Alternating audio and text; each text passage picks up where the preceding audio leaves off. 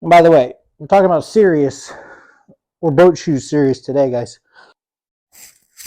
Oh my God. I almost hit myself in the head. I hit it so high it went off the roof. Jeez. Oh, look at that, guys. Look at that.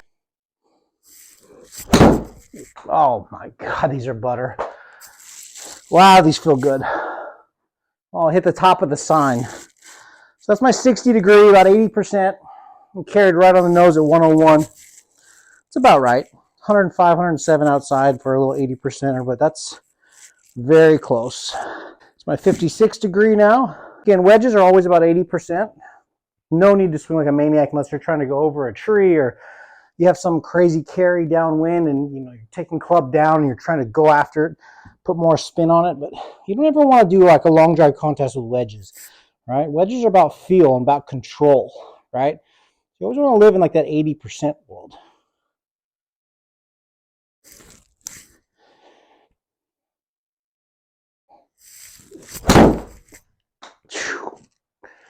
Oh my goodness. I mean, that just feels so good. That's my 56 degree. Well, these are beautiful. That carried 128. That's about right. 2125 to 130. It's going to be so weird. We're kind of relearning everything, right? I mean, I haven't played golf for almost a decade. Haven't been fully healthy for 15, 16 years. And so I wasn't fully healthy, but at least I could swing healthy, right? Still limped around, but my back didn't hurt when I swung a golf club. So since surgery, reteaching myself how to reach up, right? How to really, I feel like I'm starting over, right? Because I was living in this little tiny world anytime I had to demonstrate for somebody because I couldn't move. So it's exciting, right? But it's gonna take a while to figure out yardages, and because in my prime, you could hit stock 56 degree, 155, 160 yards. That's just how far I hit it. I wasn't trying to hit it that far. I wasn't trying to be a maniac. I just hit the ball very long ways. And so that obviously reduced to quite a bit less, probably closer to 120 when I was demonstrating before surgery, when I had to make a swing once in a while. So that going 130 in the air, kind of 80%, tells me that we probably end up back to 140 again, maybe within 6-7 months. Kind of my stock numbers will be going the other way. I don't ever need to be where I was in my prime. I'm never going to be 225 mile an hour ball speed. I don't need that. I'm not going to seek that. I would like to see 200 miles an hour with the driver, though, once in a while. I'd like to cruise around 195. I think that's pretty fair based on some of the 190 balls I've hit in here in the last couple weeks with my driver. And this is just me sharing my journey, right? This is a beautiful looking club right there. I mean, look how clean that is. All right, look at how absolutely clean, all right, that club is from the top. All right. No help here. No added yardage here, guys. This is just pure, hit it as far as you can hit it, and that's how far it's going to go, right? These definitely aren't helper clubs, which I love.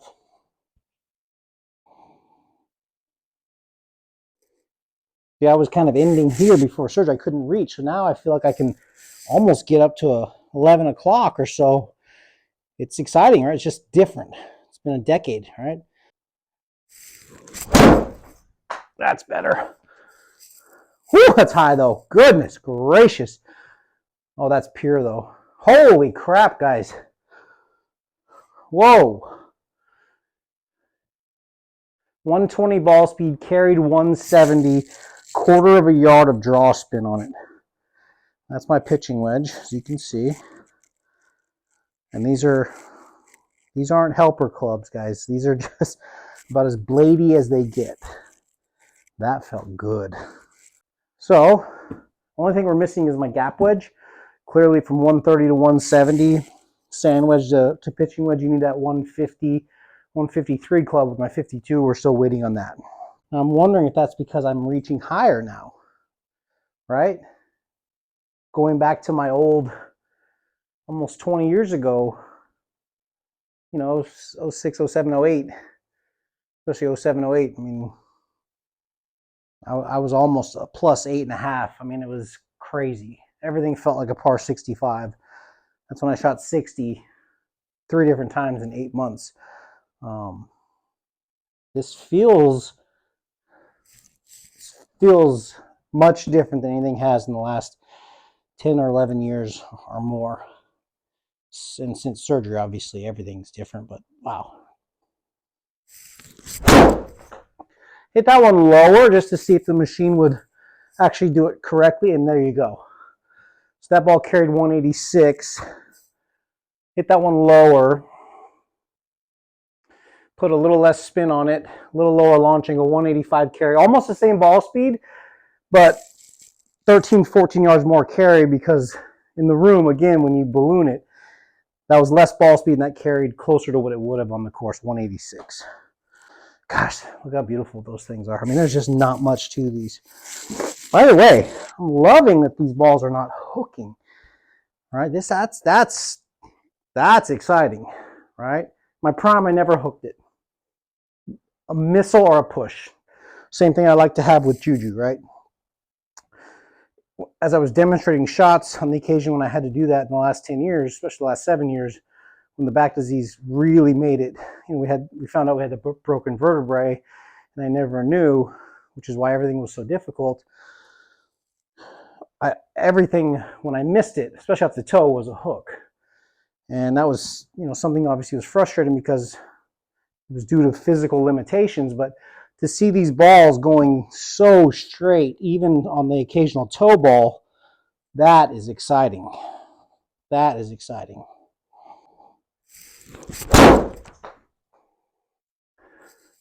That's better. That's much closer to a true number there. Yeah, 195 carry. Ball speed 134. That's right on the money there, guys. 3 yards of draw spin, 3.5 yards of draw spin. So what are we looking at? 170 with the wedge on a flush ball. 184, 85 with the 9-iron. 195, 96. Probably closer to 200 outside. Because you got to remember, I set everything to 0, no wind. So it's actually like 0 altitude. And I do that because I want my students, and even myself, now that I'm going to be practicing, I don't ever want to be longer inside. You know, we get a lot of comments, oh, somebody boosted the machine. We like anti-boost the machine.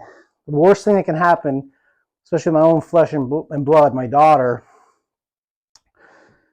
she's 150 yards out and she thinks she hits X club 150 because I boosted the machine and it goes in the water. I always want my students to be longer outside than they are inside. Being longer inside is a tactic to sell clubs, right? That's what they do at a lot of these stores. You go in there and you're like, oh my God, I'm 50 yards longer with my driver. Well, yeah, of course you are, right? Because they're trying to sell you something. I'm trying to help people get better at golf, and boosting the numbers would do absolutely no good in making people better at golf. So hope that helps clear that up. There's the 7. Little toey, but that's probably going to be pretty good.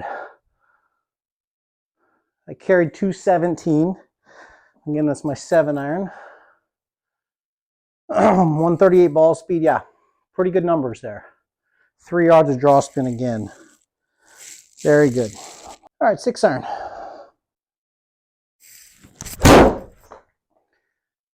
Little on the heel, but should be pretty good. Yeah, 231 carry.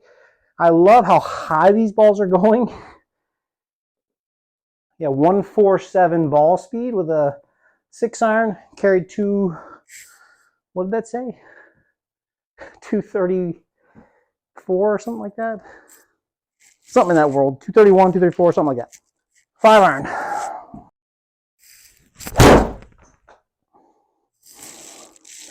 Let's see what that number is. 238, 250 total, 248 total, 151 ball speed, about 5 yards of draw spin on it. Okay. All right, last iron. Here we go.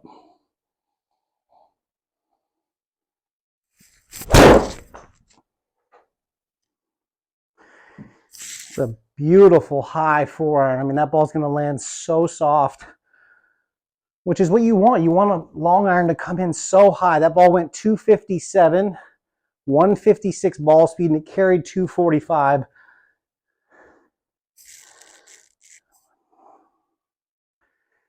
And there you go.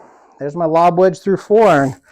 I'll edit this video a little bit and put some numbers up so it's not just audio.